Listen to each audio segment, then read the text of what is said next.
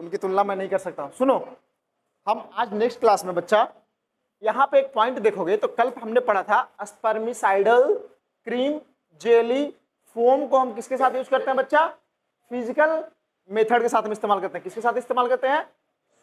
Physical method या barrier method के साथ हम इनका इस्तेमाल करते हैं, ठीक है ना। किसका इस्तेमाल करते हैं बच्चा?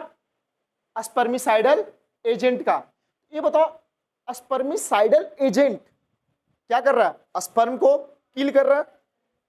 कैसे मार रहा है ये बताओ, इसका मैकेनिज्म ऑफ एक्शन हमें बता दो। इसका मैकेनिज्म ऑफ एक्शन हमें बताइए। आपको तो ये पता था कि बैरियर मेथड या फिजिकल मेथड क्या कर रहा था? स्पर्म और ओवम को मिलने से रोक रहा था, बीच में बैरियर की तरह काम कर रहा था, अवरोध की तरह काम कर रहा था। तो हमने बैरियर मेथड के इफिशियंसी को बढ़ाने के लिए स्पर्मिसाइडल एजेंट का इस्तेमाल किया था। स्पर्मिसाइडल एजेंट में क्या थे बच्चा? क्रीम जेली था कि नहीं? मार्केट में यही सब किस नाम से मिलता है बच्चा? टुडे, टुडे के नाम से आता है। हाँ, मार्केट में आता है। जिस तरीके से निरोध एक ब्रांड नेम था ना, टुडे भी ब्रांड नेम है। तो ये आप छोड़ दो, ब्रांड नेम क्या है डजंट मैटर। आप ये बताओ स्पर्मिसाइडल एजेंट कैसे स्पर्म को किल करता है? आपको पता है कि स्पर्म है, साइडल है, यानी स्पर्म को किल करेगा। कैसे? सुनो, बहुत अच्छी बात, इतना पढ़ाई कर रहे हो तुम लोग। सुनो, ये क्या है बच्चा? स्पर्मिसाइडल एजेंट जो हैं वह केमिकल होते हैं जो सरफेस एक्टिव एजेंट होते हैं। क्या होते हैं? सरफेस एक्टिव एजेंट होते हैं। क्या होते हैं बच्चा? सरफेस एक्टिव एजेंट होते हैं। क्लियर है ना? तो ये सरफेस एक्टिव एजेंट होते हैं, तो ये क्या करेंगे? देखो, सरफेस एक्टिव एजेंट है तो ये स्पर्म को अटैच कर जाएंगे, स्पर्म के साथ जुड़ जाएंगे। अब स्पर्म को बिल्कुल कवर कर लेंगे ना, तो ये अल्टीमेटली क्या करते हैं? Spermicidal agent surface active agent है, स्पर्म के साथ जुड़ जाएंगे और स्पर्म के ऑक्सीजन इनटेक को इनहिबिट कर देंगे। स्पर्म के ऑक्सीजन इनटेक को क्या करेंगे? इनहिबिट कर देंगे। समझ में आई कि नहीं आई बात? जब स्पर्म ऑक्सीजन लेगा ही नहीं तो फड़फड़ाएगा कहां से? है कि नहीं? फड़फड़ा पाएगा स्पर्म? माइटोकॉन्ड्रिया एनर्जी नहीं प्रोड्यूस कर पाएगा, तो फ्लैजला मूवमेंट शो कैसे कर पाएगी फिर? तो किल होना है कि नहीं है? तो स्पर्मिसाइडल एजेंट कैसे कर रहा है बच्चा? Inhibit the O2 Uptake, Uptake intake, कुल मिलाकर के क्या बोले? स्पर्म के पास ऑक्सीजन नहीं जाना चाहिए। क्लियर है ना? उसके माइटोकॉन्ड्रिया में ऑक्सीजन नहीं जाना चाहिए। क्लियर है? तो अब बताओ, हमने बैरियर मेथड का इस्तेमाल किया, साथ ही साथ केमिकल मेथड का इस्तेमाल किया। तो बैरियर मेथड तो मिलने से रोक रहा है। अगर कुछ स्पर्म चले भी जा रहे हैं, क्रॉस कर भी जा रहे हैं, कल ऐसा बताया था, इधर से क्रॉस कर भी जा रहे हैं, बगल में क्या है बच्चा? केमिकल एजेंट इस्तेमाल कर रखे हैं। और वो केमिकल एजेंट कैसे स्पर्म को किल करेगा? By inhibiting the oxygen Uptake. Clear है ना? चलो अब आगे बढ़ जाते हैं बच्चा। हम पढ़ रहे थे इंट्रा यूटेराइन डिवाइसेस। आप मैक्सिमम लोग इस चीज से क्या होंगे बच्चा? रूबरू होंगे। आप सबने नाम सुना ही होगा, और सुना है कि नहीं सुना है? तो ये भी एक क्या है बच्चा? टेम्पररी मेथड ही है। दो बच्चों के बीच में अगर गैप चाहिए उसके लिए होता है। तो क्या है हाँ, ये देखो इंट्रा यूटेराइन डिवाइसेस क्या है? इंट्रा यूटेराइन डिवाइस, इंट्रा मतलब बच्चा विद इन, यूटेराइन मतलब यूट्रस। कुछ ऐसा यंत्र है जिसको यूट्रस के अंदर इंसर्ट किया जा रहा है, ठीक है ना। इसके लिए बच्चा डॉक्टर की जरूरत होगी या स्पेशलाइज्ड नर्स की, ट्रेंड नर्स की जरूरत होगी।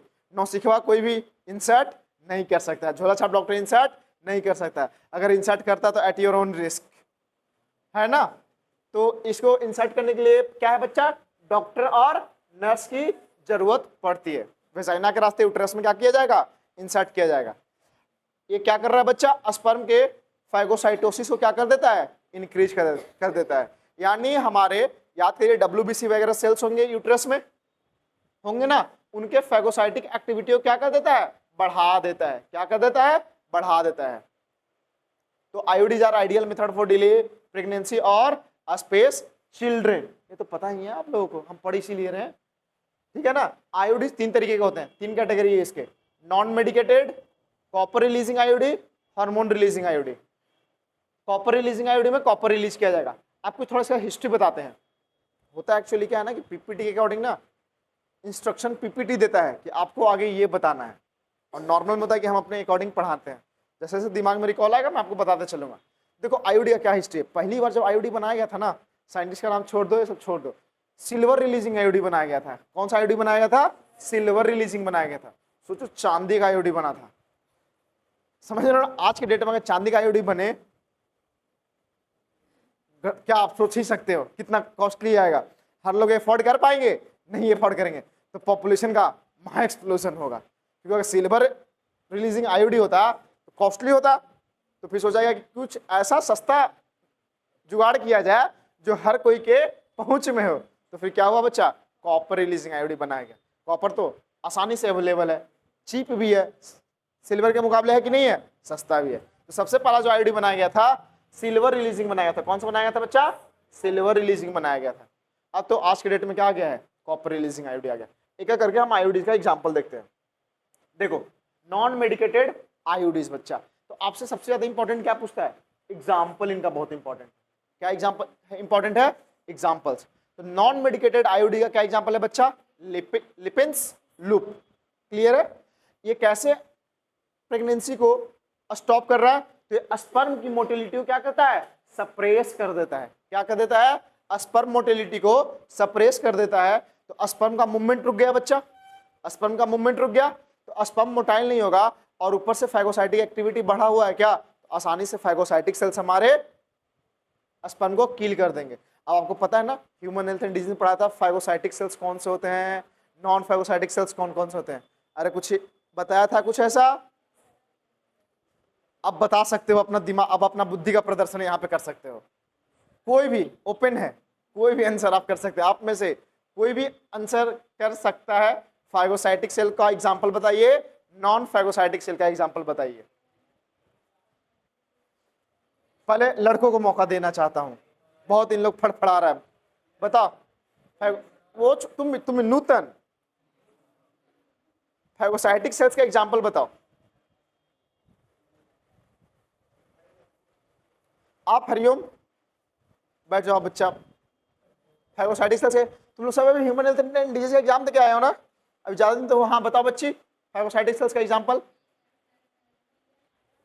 क्या?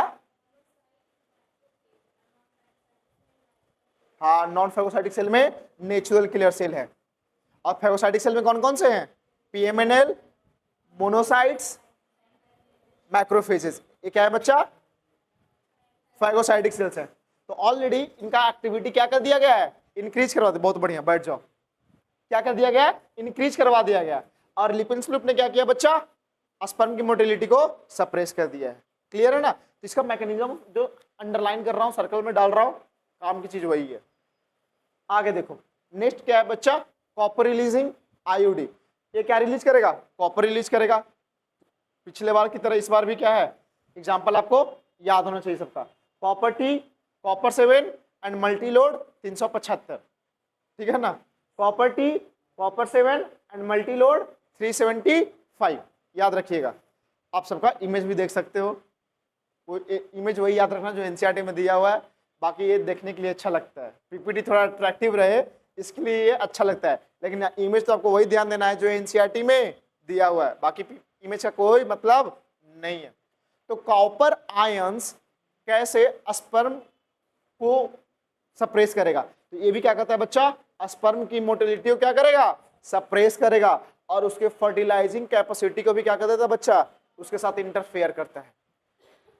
इसके पीछे जो नॉन मेडिकेटेड आईओडी था वो वन एंड ओनली स्पर्म की मोटिलिटी को सप्रेस कर रहा था, और copper releasing IOD sperm motility के साथ साथ स्पर्म की फर्टिलाइजिंग कैपेसिटी को भी इंटरफेयर कर दे रहा है, कम कर रहा है। ये याद रखिएगा।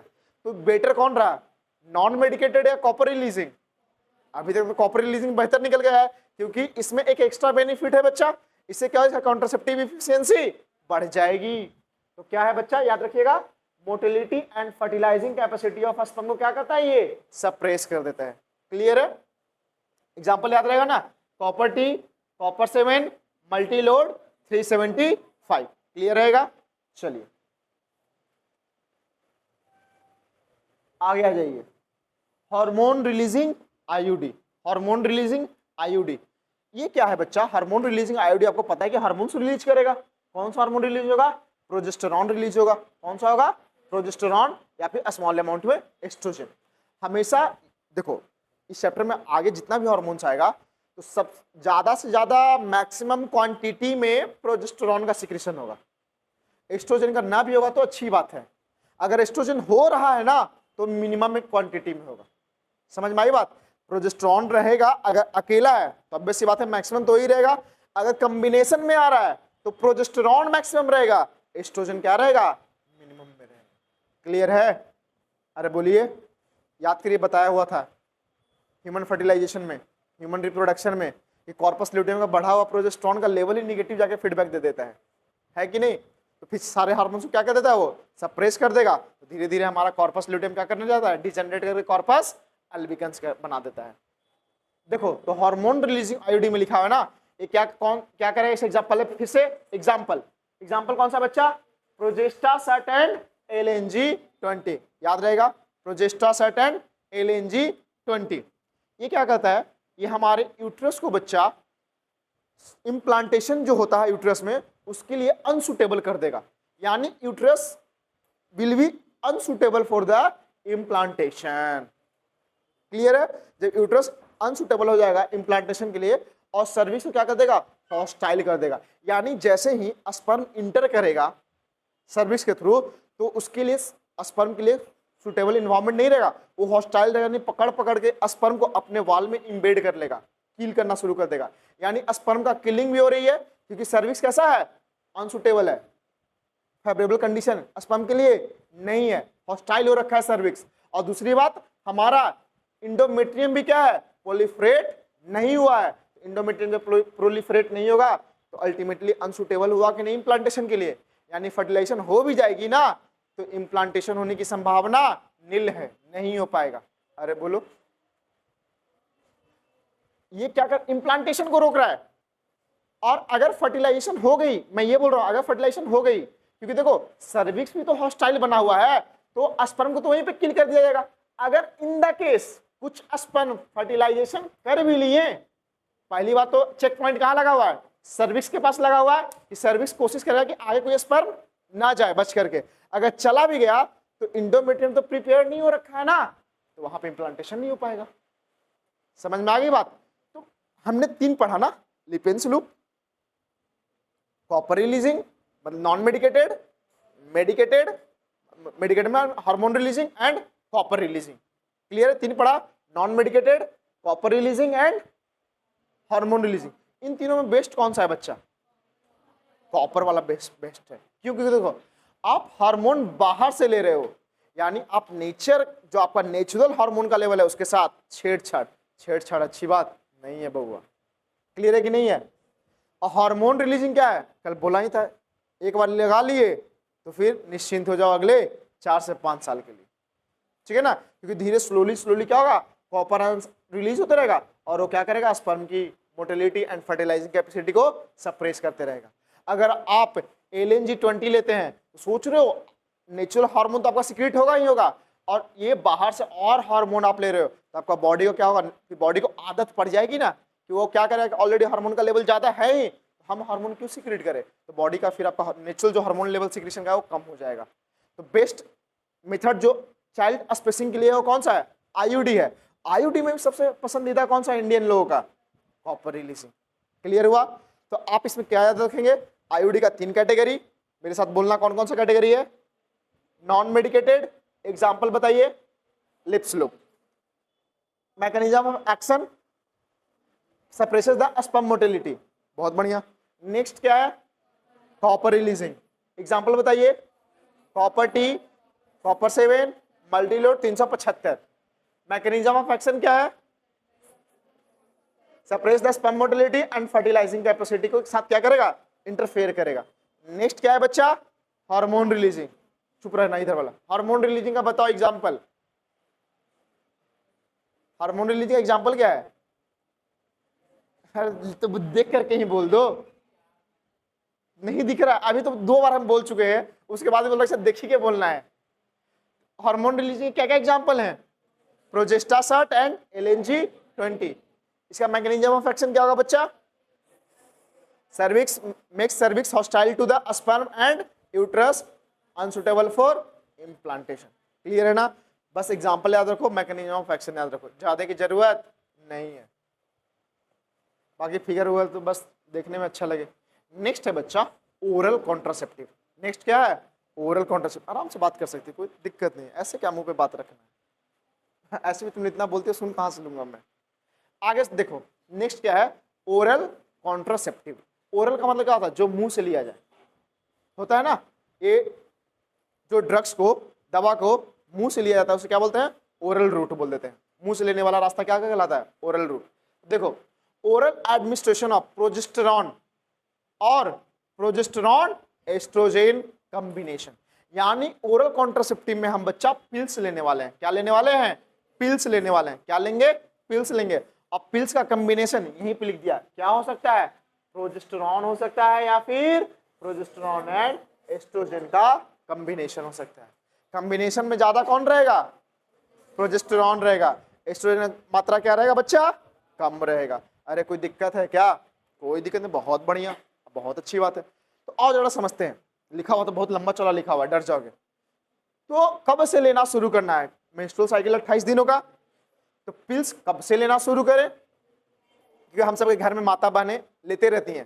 कोई फेस्टिवल वगैरह आता है, कोई ऐसा धार्मिक कार्यक्रम होता है तो होता है, तो कब से लेना स्टार्ट करना चाहिए? तो जो किताब में लिखा है बच्चा, जब ब्लीडिंग फेज चल रहा है, तो ब्लीडिंग फेज के अंदर ही स्टार्ट कर देना है आपको। जब ब्लीडिंग फेज आपका चल रहा है उसी समय क्या कर देना है? स्टार्ट कर देना है। क्लियर है? और उसको 21 दिनों तक लेना है। क्लियर है कि नहीं है? सपोज दैट आप किस दिन स्टार्ट किए? तीसरे दिन स्टार्ट कर लिए, ब्लीडिंग फेज में तीसरे दिन स्टार्ट कर लिए।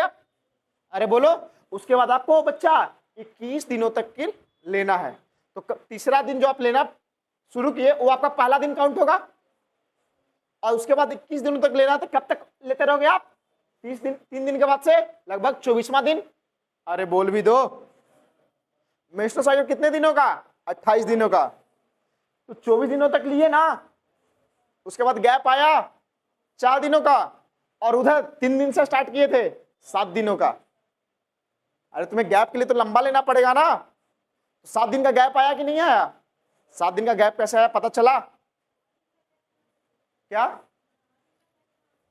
7 दिन का गैप नहीं क्या? अरे बच्ची, तीसरा दिन से लेना शुरू किया तो तीसरा दिन उसका पहला दिन होगा।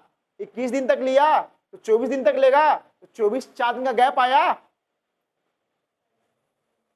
और तीसरे दिन से स्टार्ट किया था तो उधर गैप आया कि नहीं आया? यानी लगभग 1 सप्ताह का गैप आया। तो उस 1 सप्ताह में बच्चा हम फीमेल को आयरन पिल देते हैं, आयरन की पिल्स देते हैं, ताकि जो ब्लड लॉस होगा उसको कम ओवर किया जा सके और पिल्स की रेगुलरिटी बनी रहे। पिल्स की रेगुलरिटी बनी रहे। तो हमने लेना कब से स्टार्ट किया बच्चा?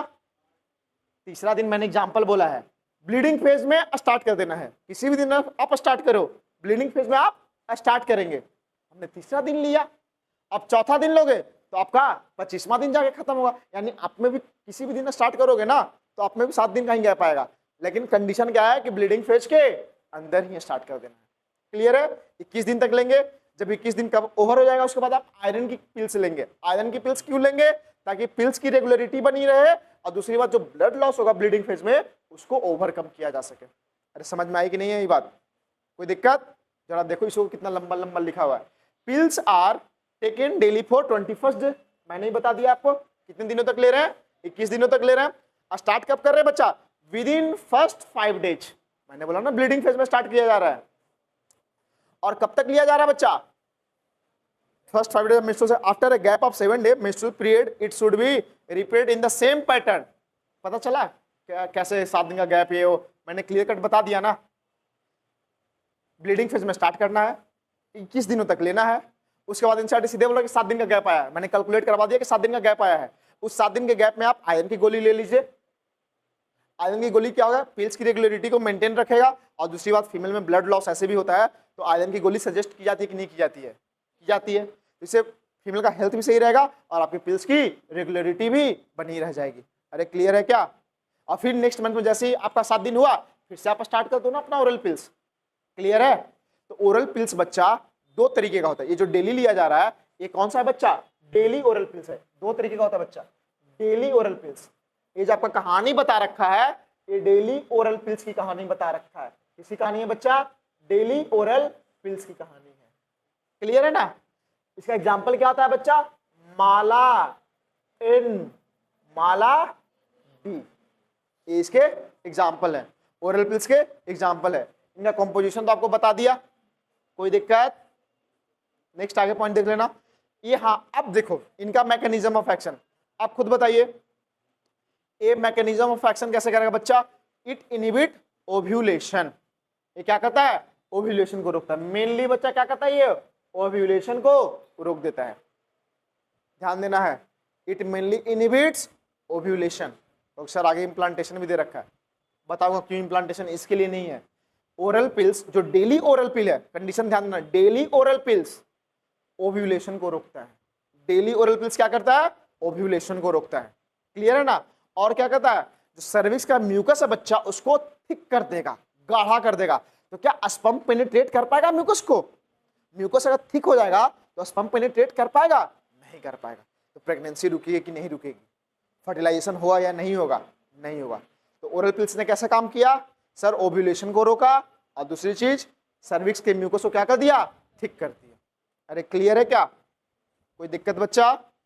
Pills are very effective with lesser side effect. Pills are very effective तो मानते हैं बच्चा, अभी तक हमने जितना पढ़ा है उन सब में सबसे ज्यादा इफेक्टिव क्या है? पिल्स है। तो सर सबसे ज्यादा इफेक्टिव है लेकिन इस्तेमाल लोग तो आईयूडी को कर रहे हैं, क्यों सर? क्योंकि बच्चा आप बाहर से हार्मोन ले रहे हो, इसके साइड इफेक्ट आएंगे। यहाँ पे I think laser side effect नहीं होना चाहिए, यहाँ पे लेसर साइड इफेक्ट नहीं होना चाहिए, बहुत ज्यादा साइड इफेक्ट आता है बच्चा। अगर आप पिल्स लेते हैं तो एक्नी बन जाएगा, चेहरे पे मतलब स्किन रिंकल आना शुरू होता है, बहुत ज्यादा साइड इफेक्ट होते हैं, ठीक है ना? तो मिनिमम साइड इफेक्ट नहीं होता है, लिस्ट साइड इफेक्ट तो होता है हमारा नेचुरल मेथड का, साइड इफेक्ट ही नहीं है उसका, लेकिन इफिशियंसी नहीं है। सबसे ज्यादा इफिशियंट होता ही है। अगर इन अभी तक जितने हमने मेथड पढ़े हैं और आगे जितना पढ़ेंगे टेम्पररी मेथड, उन सब में सबसे ज्यादा इफेक्टिव कौन है? पिल्स है। पिल्स मतलब लेते हो तो एकदम निश्चिंत हो जाके जो आपका मेंस्ट्रुअल पीरियड है वो आगे के लिए शिफ्ट हो ही जाना है। क्लियर है ना बच्चा? आगे आ जाओ। तो ओरल पिल्स में हमने क्या क्या सीखा? ओरल पिल्स में सर हमने ये देखा कि ओरल पिल्स 2 तरीके के होते हैं, डेली एंड वीकली। डेली में हमने क्या सीखा सर? डेली का वाला का एग्जांपल है माला एन और माला डी। इसका कॉम्पोजिशन क्या होता है बच्चा? सर इसका कॉम्पोजिशन में एस्ट्रोजन होगा, प्रोजेस्टेरॉन होगा। एस्ट्रोजन की मात्रा कम, प्रोजेस्टेरॉन की मात्रा ज्यादा, एक कॉम्बिनेशन वाला हो गया, या फिर सिंगल आ सकता है सर, प्रोजेस्टेरॉन में आ सकता है। इसको कैसे लेना शुरू करोगे? तो ब्लीडिंग फेज के अंदर लेना शुरू करिए, bleeding phase with in first 5 day में लेना शुरू करिए, 21 दिनों तक लीजिए। उसके बाद जब गैप आता है उसमें आप आयरन की गोली ले लीजिए। सर आयरन की गोली क्यों ले? क्योंकि इससे बच्चा पिल्स की रेगुलरिटी मेंटेन रहेगी, और दूसरी बात जो ब्लड लॉस होगा उसको ओवरकम करने में मदद करेगा। अरे कोई तकलीफ? और फिर अगले महीने फिर इसी पैटर्न में आप रिपीट करते रहिए। इसका मैकेनिज्म ऑफ एक्शन क्या है? ओव्यूलेशन को रोकता है। सर यहीं पे इम्प्लांटेशन दे रखा है, इम्प्लांटेशन सहेली रोकता है बच्चा। इम्प्लांटेशन कौन रोकता है? सहेली रोकता है। ये क्या करता है? ओव्यूलेशन को रोकता है। अरे समझ में आई कि नहीं आई बात? कोई तकलीफ? सब बढ़िया ना? चलो पानी का बोतल।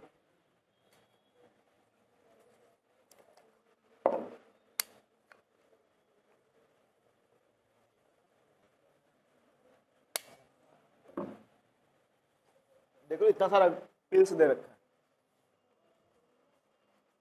आगे बढ़े बच्चा। नेक्स्ट देखिए सहेली। सहेली कैसा है बच्चा? वीकली ओरल पिल है। कैसा है? वीकली ओरल पिल्स है, ठीक है ना? सप्ताह में बस 1 दिन लिया जाता है। हाँ दूसरी बात ये, अच्छा ये जो पिल्स है कैसा पिल है? ये एस्टेरॉयडल पिल है। कैसा है बच्चा? एस्टेरॉयडल पिल्स है। अब एस्टेरॉयडल पिल्स का कभी लेस साइड इफेक्ट हो ही नहीं सकता है, एस्टेरॉयड का तो कभी बहुत ज्यादा साइड इफेक्ट होता है। एक ऐसा पिल्स है एस्टेरॉयडल पिल्स था। डेली ओरल पिल्स जो था Mala N and Mala D steroidal pills था। क्लियर है ना? अब आ जाइए सहेली पे। सहेली कैसा पिल है बच्चा? वीकली ओरल पिल है। इसको किसने डेवलप किया था?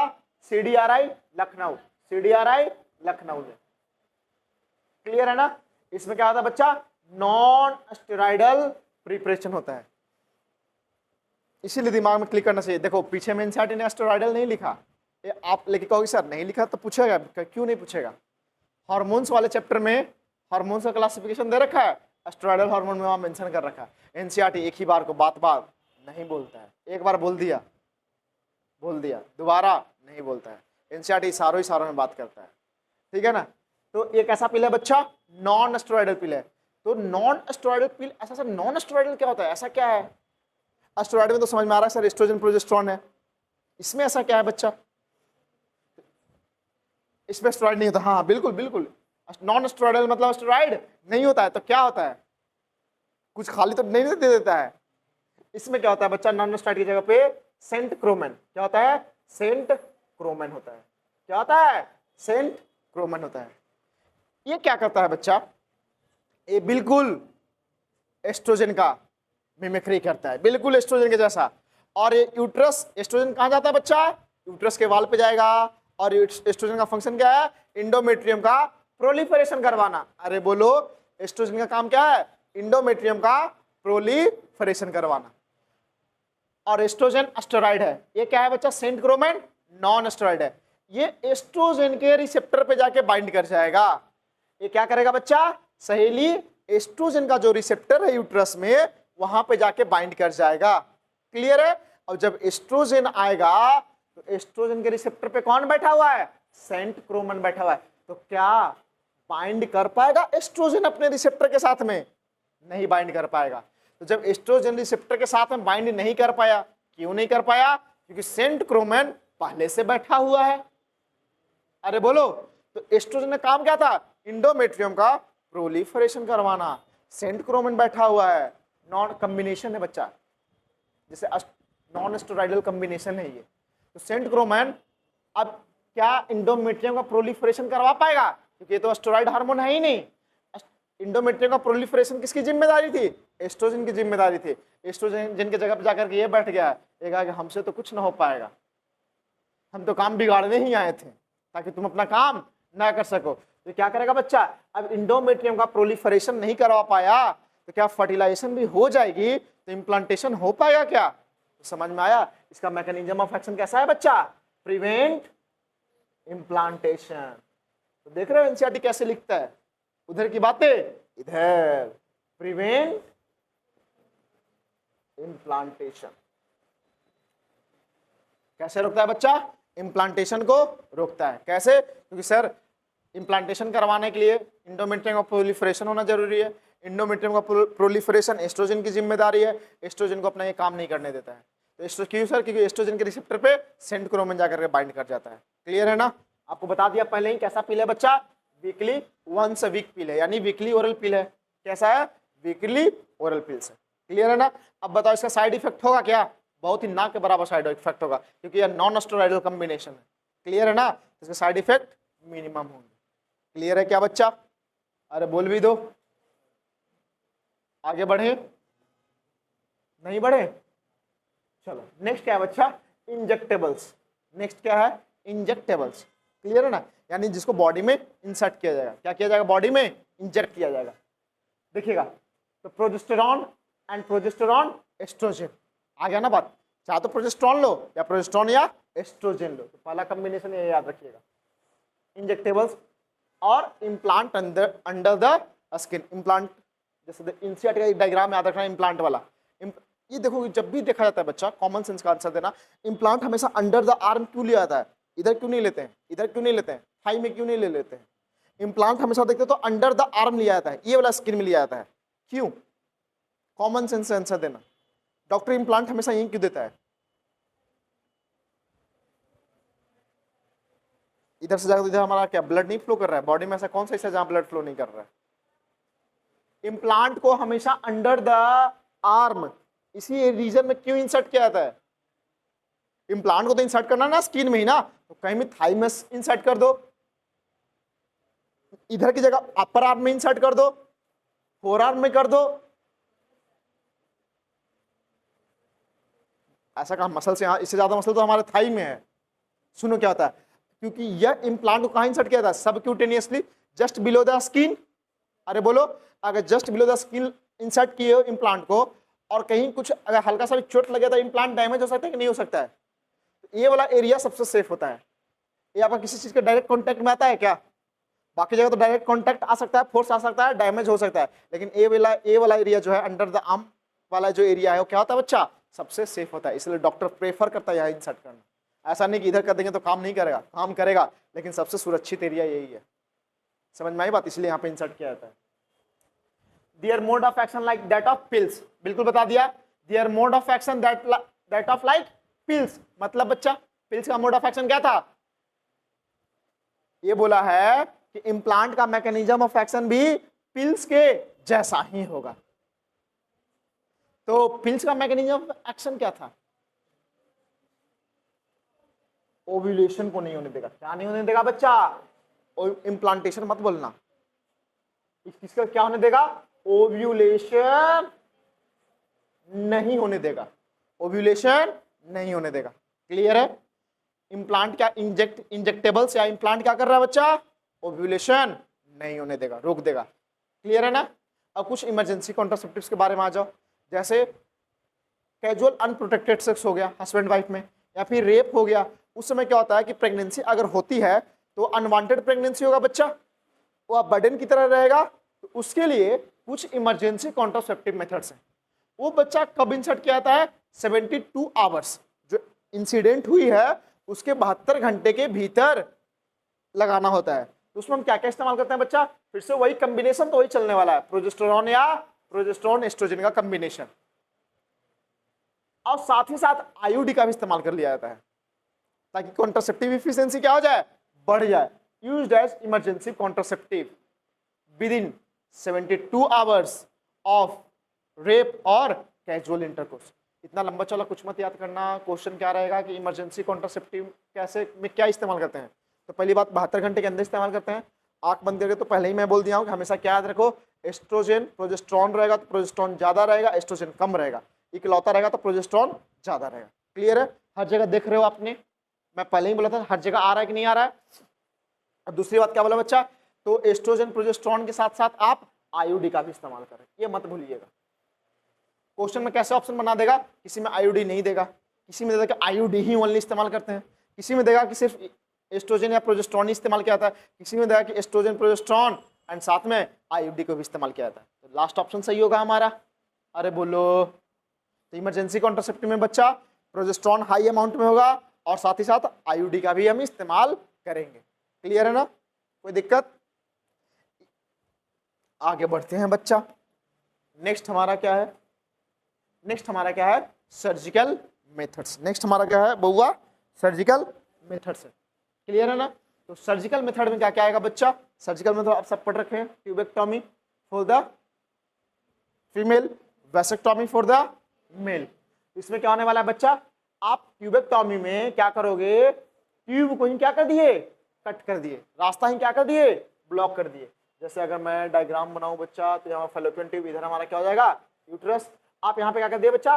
कट करके लाइगेट कर दिए। इसे आप कट कर दिए और इसे कट करके जोड़ दिए। तो क्या अब रास्ता बचा गैमेट्स के जाने के लिए? तो रास्ता नहीं बचा तो गैमेट्स जा पाएगा क्या? नहीं जा पाएगा। इतना तो आपको पता ही है, क्या नहीं टाइम पास करना। ये क्या कर रहा है? ब्लॉक कर रहा है बच्चा ट्रांसपोर्ट ऑफ गैमेट्स को। कैसे ब्लॉक कर रहा है? क्योंकि क्या कर दिया गया? ट्यूब को कट करके जोड़ दिया गया। बच्चा इसकी रिवर्सिबिलिटी बहुत ही पुअर है, इसीलिए इसे क्या बोलते हैं? परमानेंट मेथड में रखते हैं। सर्जिकल मेथड किसमें रखते हैं बच्चा? परमानेंट मेथड में रखते हैं। एक बार हो गया तो संभावना बहुत ही कम है कि दोबारा से प्रेगनेंसी हो सकती है। आंसर मुझे देना कि क्या जब ट्यूबेक्टोमी होगी या वैसेक्टोमी होगी, ट्यूबेक्टोमी ही बात करते हैं, वैसेक्टोमी, ट्यूबेक्टोमी होगी तो फीमेल में बताओ क्या मेंस्ट्रुअल साइकिल होगा या नहीं होगा? होगा। होगा कि नहीं होगा? किसी के मन में अगर डाउट है तो डाउट को क्लियर कर लो। होगा। हम फैलोपियन ट्यूब को के साथ छेड़छाड़ कर रहे हैं। फैलोपियन ट्यूब क्या कर रहा है? बस एक रास्ता देने का तो काम कर रहा है। मेंस्ट्रुअल साइकिल में से कोई योगदान है? कोई योगदान नहीं है। मेंस्ट्रुअल साइकिल में योगदान किसका है?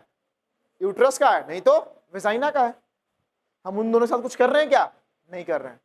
यूट्रस से हार्मोन आती है, यूट्रस से नहीं आती है, वेजाइना से आती है, पिट्यूटरी से आती है। तो पिट्यूटरी तो एज इट इज छोड़ दो। हम क्या वेजाइना के साथ कुछ छेड़छाड़ कर रहे हैं? नहीं कर रहे। तो आराम से तो हार्मोन्स आएंगे ही आएंगे, वो अपना काम करेंगे ही करेंगे। उस फर्टिलाइजेशन को आप रोक रहे हो।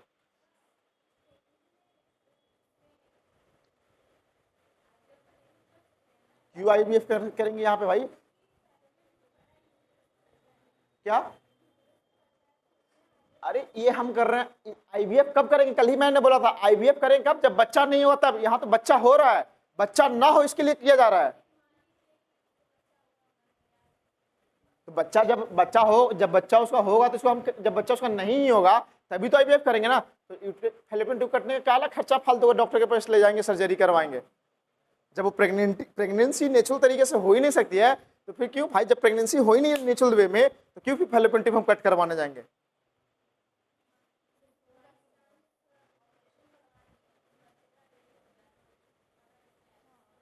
हाँ, तब उस केस में किया जा सकता है, तब उस केस में आईवीएफ के लिए हम जा सकते हैं। हाँ, उस केस में जा सकते हैं, लेकिन उसमें भी डॉक्टर मालूम है रिस्क लेता है, ओपन करता है, कहता है कि देखते हैं। ओपन कर दिया जाता है, ओपन किया जाता है, इसको जो आपने जोड़ा है ओपन किया जाता है, दोनों को जोड़ा भी जाता है। अब बहुत ही रिवर्सिबिलिटी का चांस पुअर है, नील नहीं लिखा है कि नहीं होगा, किसी किसी केस में होता भी है, ये मैंने खुद देखा है। ये मैं मतलब बहुत ही रिवर्सिबिलिटी पुअर, लेकिन रेयर केस में कभी कभी क्या होता है, हो जाता है। ये मैंने केस अपने आंखों से खुद देखा है। हमारे ही जहां से मैं बिलोंग करता हूं वहां उनका लड़का था क्लास 9th में जाकर के, वही बाइक लेकर एकदम हीरोपंती करता था, लेकर के कूद गया नहर में, कोई था भी नहीं, बच्चा चला गया, खत्म हो गया। और वो ऑलरेडी सोचो बच्चा ऑलरेडी उनका क्या था, एक लड़का था एक लड़की थी, वो बड़ा हो गए थे। अब बच्चा अब क्लास 9th में जाकर डेथ हो रहा है, तो उसमें तो सोचो परमानेंट मेथड था। डॉक्टर के पास गए वो लोग, डॉक्टर बोला कि देखिए चांसेस तो कम है, बोले कि डॉक्टर साहब करके तो देखिए। यहाँ पे इसलिए लिखा है पुअर है, नील नहीं लिखा है कि नहीं होगा, होता है, पुअर है। अगर नहीं होगा तो कोई बात नहीं, आईवीएफ के लिए हम जाएंगे, इंदिरा आईवीएफ जाएंगे हम, है कि नहीं? इंदिरा तो क्लियर है ना बच्चा? तो दो तरीके का होगा, वैसेक्टोमी एंड ट्यूबेक्टोमी। ट्यूबेक्टोमी किसके लिए होगा? फीमेल के लिए होगा। वैसेक्टोमी किसके लिए होगा बच्चा? मेल के लिए होगा। कोई दिक्कत है क्या? यहाँ पे दिया हुई है, अगर मेल के लिए है तो क्या कर दिया जाएगा बच्चा? देखो वास्ट डिफरेंस को कट किया जा रहा है और लाइगेट कर दिया जा रहा है। तो जनरली अब क्वेश्चन आपके माइंड में आएगा कि सर जब मेल के लिए है फीमेल के लिए भी है तो मैक्सिमम परमानेंट स्टेरिलाइजेशन फीमेल ही क्यों करवाती है भाई, मेल क्यों नहीं करवाता है? ये बताओ हमें। इक्वल, क्योंकि देखो ऐसा कोई रीजन नहीं है। जैसे होता क्या है ना, जब आजकल हर बच्चे क्या होते हैं, नॉर्मल तो होते नहीं है, सिजेरियन ऑपरेशन करना पड़ता है। तो डॉक्टर जब कट करता है ना तो सामने सब चीज दिख रहा होता है, फैलोपियन ट्यूब भी दिख रहा है, यूट्रस भी दिख रहा होता है। तो क्यों भाई दोबारा उधर खर्चा करवाना, इसी को कट जब दिख रहा है यहीं पे कट करो, लाइगेट करो, बंद करो, पैक करो, कहानी यहीं पे खत्म करो। समझ में आई कि नहीं आई बात? तो सामने दिख रहा है तो फिर क्यों, है कि नहीं? दूसरी बात, यहाँ पे बच्चा हमारा चैप्टर होता है ये फीमेल के लिए, ये सब तो आपको पता है ना, फैलोपियन ट्यूब कट किया जाएगा, लाइगेट कर दिया जाएगा। अब यहाँ पे देखो पिल्स की बात कर रहे हैं, पिल्स में थोड़ा एक्स्ट्रा पॉइंट बता दो, ये एनसीईआरटी का बात था। अब जो भी पिल्स था, पिल्स तो सिर्फ फीमेल के लिए ही था। फिर से माइंड में क्वेश्चन आना चाहिए, सर मेल के लिए कोई दवा क्यों नहीं बना है? अरे मन में आया क्वेश्चन कि नहीं आएगा कि जो भी पिल्स है फीमेल के लिए ही है? अरे ऐसे क्या देख रहे हो, आराम से। पिल्स के लिए जो दवा है, पिल्स है, चाहे डेली ओरल पिल्स हो या वीकली ओरल पिल्स, फीमेल के लिए ही है, मेल के लिए क्यों नहीं है? तो मेल में टेस्टोस्टेरोन को रोक दिया जाए, टेस्टोस्टेरोन को सप्रेस नहीं किया जा सकता है क्या? जिस तरीके से एस्ट्रोजन को सप्रेस किया जा रहा है, जिसे रोका जा, एफएसएस को रोका जा रहा है कि नहीं रोका जा रहा है? तो मेल में भी टेम्परेरी बेसिस पे रोको किया गया था बच्चा, चाइना ने कर दिया था। चाइना ने उस पिल्स का नाम क्या दिया था? गॉसिपिल, सिलेबस में नहीं है बस बता दे रहा हूं, गॉसिपिल बनाया था। उसने किया था, वो कहा कि हम मेल को पिल्स खिलाएंगे, जब वो अपने पॉपुलेशन से परेशान था वो मेल्स को पिल्स खिलाया भी, वो कॉटन से बना था, कॉटन से। जब मेल्स में पिल्स खिलाया गया और फिर जब पिल्स को रोक दिया गया तो मेल में परमानेंट स्पर्मेटोजेनेसिस बंद हो गया। ये ले, समझ में आई बात? इसीलिए मेल्स के लिए कोई दवा नहीं बना है, अगर बना होता तो जरूर मेल्स के लिए भी इस्तेमाल होता। मेल्स के लिए भी चाइना ने कर दिया था, गॉसिपिल बना दिया था, लेकिन उसने मेल में क्या किया? परमानेंट स्पर्मेटोजेनेसिस को ब्लॉक कर दिया। This is very bad. अरे है कि नहीं है?